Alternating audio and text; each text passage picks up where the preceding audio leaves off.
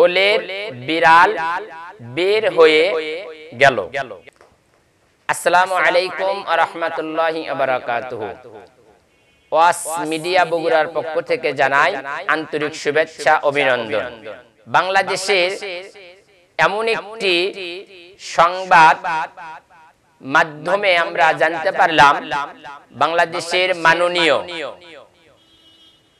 মন্ত্রী মহোদয়রা সিদ্ধান্ত গ্রহণ করেছেন বাংলাদেশের 16 কোটি মানুষের যিনি অভিভাবক হিসেবে দায়িত্বে আছেন মাননীয় প্রধানমন্ত্রী শেখ হাসিনা, উনি ঘোষণা করেছেন সরকারি কোনো ঊর্ধ্বতম কর্মকর্তা অথবা কর্মচারী, যে কোনো পেশার মানুষ কোনোভাবেই মিডিয়ার সামনে সরকারি কোনো তথ্য আদান প্রদান করিতে পারিবে না। এই নিয়ে বিশেষভাবে একটি নোটিশ মন্ত্রণালয়ে জারি করা হয়েছে। আজ বাংলাদেশের মানুষ সবাই সচেতন নাগরিক। এই যে এমন একটি কাজ 16 কোটি মানুষের প্রধান হয়ে কাজটি করলেন, এতে কি বোঝা যায় না বাংলাদেশের মানুষের কাছ থেকে অনেক সঠিক তথ্যগুলোকে গোপন করা হবে। এতদিন আমরা মিডিয়ার মাধ্যমে যা জানতাম, যা বুঝতে পারতাম, বিভিন্ন সরকারের কার্যকলাপ আমাদের সামনে আসতো, হঠাৎ করে উনি সিদ্ধান্ত গ্রহণ করলেন যে ভাবি হোক, যদি কেউ মিডিয়ার সামনে কথা বলতে চায় তাহলে ঊর্ধ্বতম কর্মকর্তা অথবা সেই এলাকা উপরে যারা অফিসার পদে আছে তাদের অনুমতি ক্রমে সেই সরকারের যে কোনো পেশার মানুষ তারা সাংবাদিকের সাথে বা মিডিয়াতে টকশোতে কথা বলতে পারবে, না হলে কথা বলতে পারবে না। যদিও কেউ কথা বলে সঙ্গে সঙ্গে এটাকে আইনের আওতায় দেওয়া হবে। আল্লাহ পাক রব্বুল আলামিন জাল্লি জালালুহু ওয়া শানুহু পৃথিবীতে মানুষকে প্রেরণ করেছেন হকের বাণী পৌঁছানোর জন্য। হক কথা বলাও একটি ঈমানের দায়িত্বের ভিতর পড়ে যায়।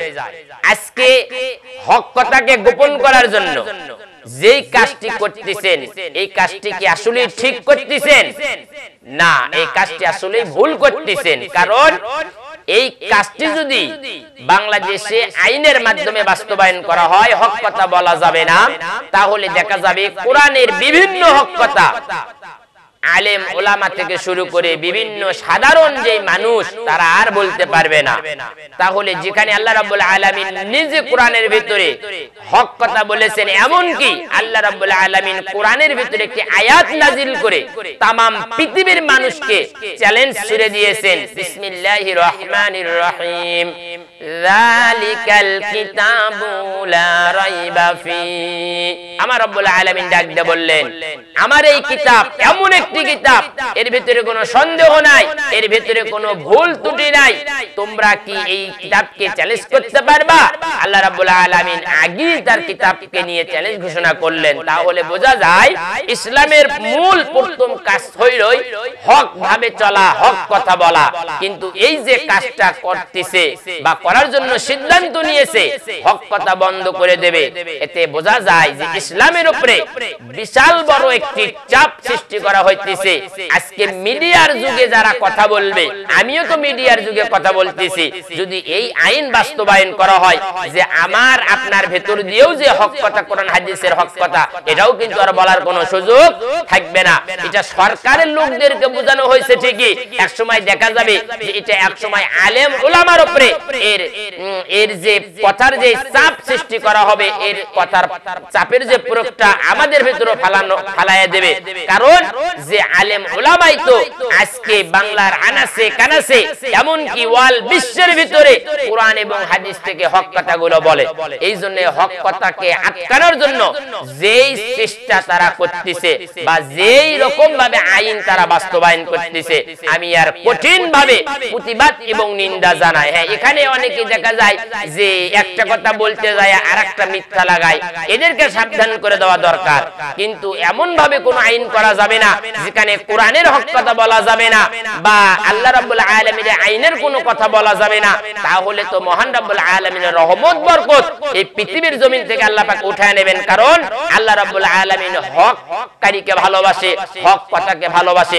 যখন আপনি হক কথা বলবেন না, হকের পথে থাকবেন না, তখন তো আপনি মিথ্যাবাদী হয়ে গেলেন। আর মিথ্যাবাদী ফাসিক মুনাফিকের স্থান আল্লাহ রাব্বুল আলামিন জান্নাতে দেবে না, এদের স্থান হবে জাহান্নামে। এজন্য মহান রাব্বুল আলামিন নিজেও হক কথা বলেন এবং আল্লাহ রাব্বুল আলামিন হক কথা বলা বান্দাকেও পছন্দ করেন। আর হুজুর আকরাম সাল্লাল্লাহু আলাইহি ওয়াসাল্লাম 63 বছর জিন্দেগি উনি হক ভাবি চলেছেন, হক কথা বলেছেন। এইজন্য আমরা যারা হুজুর আকরাম সাল্লাল্লাহু আলাইহি ওয়াসাল্লামের উম্মত, আমাদের কি করতে হবে? হকের পথে থাকতে হবে।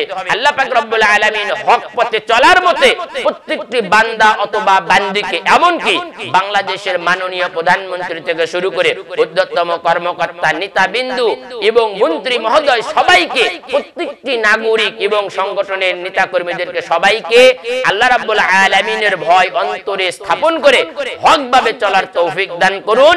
আমিন। আসসালামু আলাইকুম ওয়া রাহমাতুল্লাহি ওয়া বারাকাতুহু।